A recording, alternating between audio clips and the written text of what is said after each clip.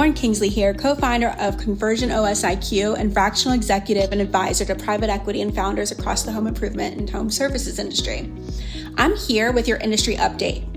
As of May 2021, 2026, a lot has changed and you may feel it. You may have noticed it. You may not even know exactly what's happening.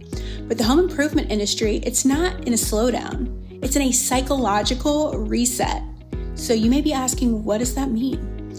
Most companies still haven't accepted that, we are in a great unknown or reset, and that the consumer sentiment just hit 47.6. That is not good. So that is not a softening. That is the lowest reading in 74 years.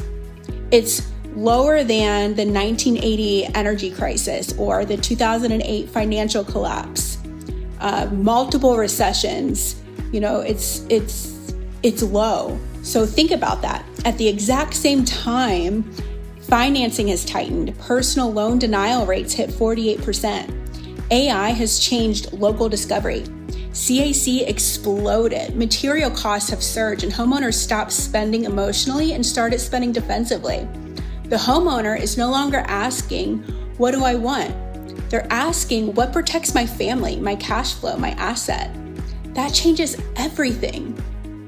Because the old model that many in the industry have followed with aggressive selling or price opacity or lead arbitrage or transactional marketing and touch points, it breaks inside a fear-based economy.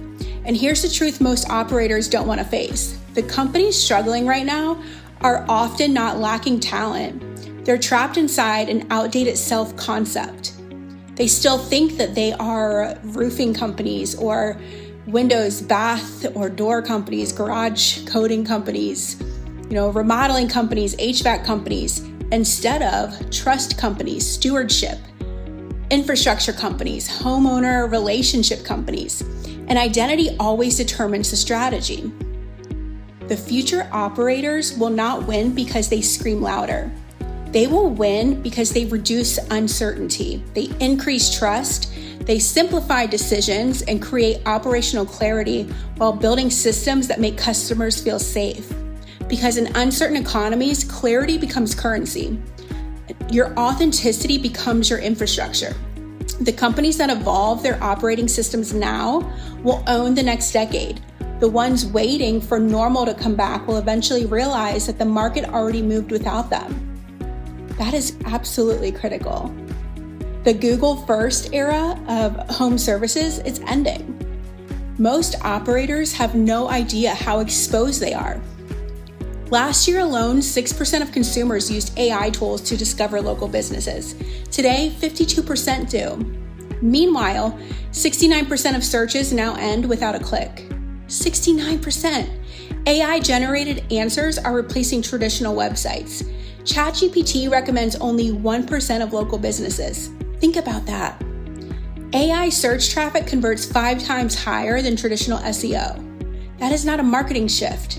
It is an extinction level visibility shift, because the future of discovery is no longer who spends the most or who ranks the highest. It's who does the algorithm trust the most. Most home improvement companies are still marketing like it's 2019. They buy leads, they boost posts, they run disconnected campaigns, they fight over attribution, or they depend on aggregators. Meanwhile, the AI layer is quietly deciding who becomes visible and who disappears. And a lot of these companies are not even looking at that. The future winners will not simply do marketing better.